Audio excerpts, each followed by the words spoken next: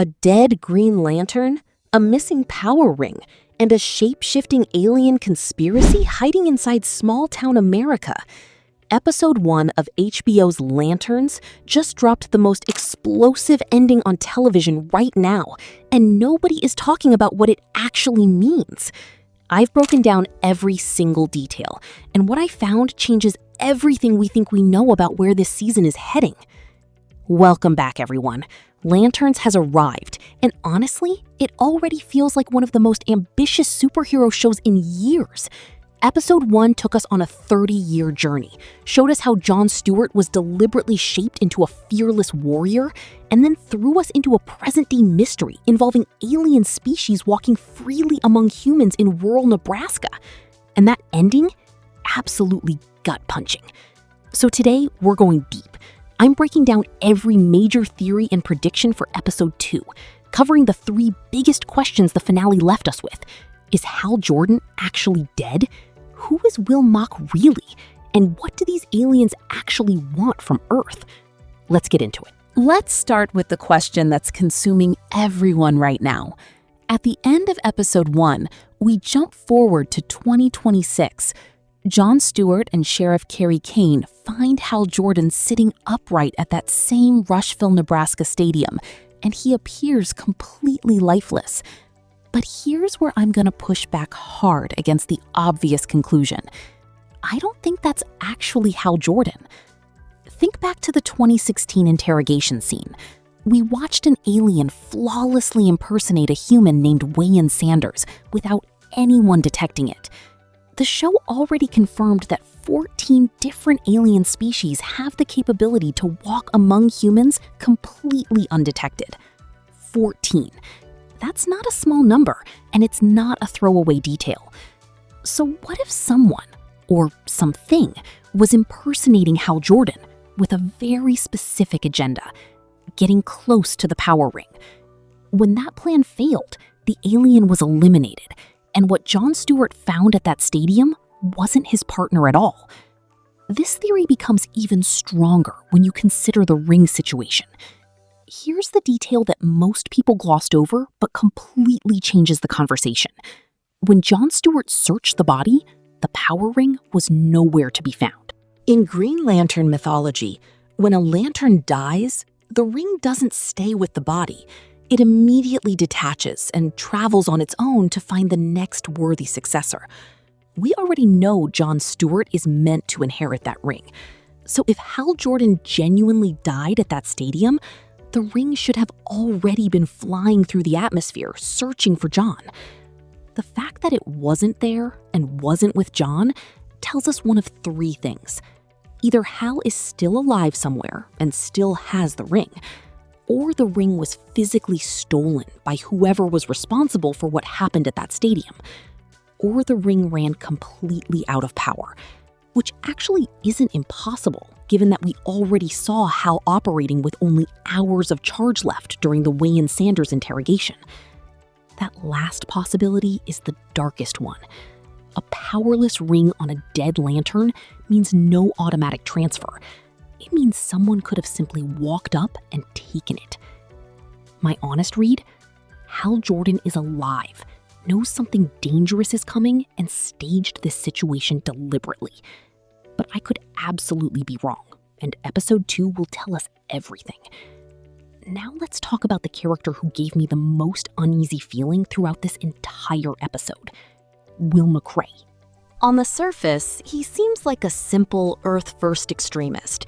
He's got a militia, he's preparing for what he believes is an incoming alien invasion, and he genuinely believes humanity needs to fight back with overwhelming force. Contrast that directly with Jon Stewart saying to Carrie that we're all aliens, depending on which planet you're standing on. These 2 men see the universe in completely opposite ways, and that tension is only going to grow.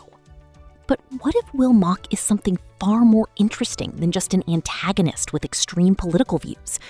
There's a theory building right now that Will Mock could eventually become Blackhand, one of the most iconic and terrifying villains in Green Lantern history. The connection isn't subtle either. Blackhand's real name is also William. He constructed a cosmic device that could absorb and replicate the energy of a Green Lantern ring. Imagine having two characters with essentially mirrored abilities fighting on completely opposite sides of a moral war. That's extraordinary television waiting to happen. But here's the theory that personally fascinates me even more. What if Wilmot himself is one of those shape-shifting aliens? Think about it from a strategic standpoint. If you were an alien species preparing to invade Earth and you wanted to embed yourself somewhere the Green Lanterns would never think to look, you'd hide inside the most aggressively anti-alien community you could find. It's the perfect cover. Nobody suspects the man who hates aliens of actually being one. We also know he answers to someone whose identity is deliberately being kept hidden from us. That detail alone should have every alarm bell ringing. Before Wayan Sanders revealed himself and triggered that explosion, he said something that I think is the most important line of dialogue in the entire episode. He talked about vengeance. He said a war was coming and that revenge was the driving force behind it. Vengeance for what exactly? This is where the manhunters theory starts making a terrifying amount of sense.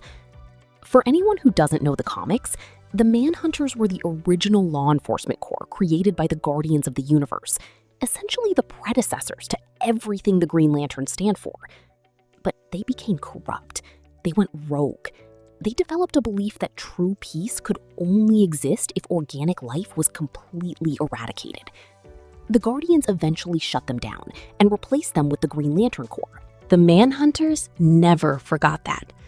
Their motto, "No man escapes the manhunters," isn't just a catchphrase, it's a promise. If the manhunters are operating behind the scenes in this show, using these alien sleeper agents as advanced scouts to map out Earth before a full-scale invasion, then the Green Lanterns aren't just dealing with a local threat. They're standing at the front line of a cosmic war, with a history stretching back further than humanity itself.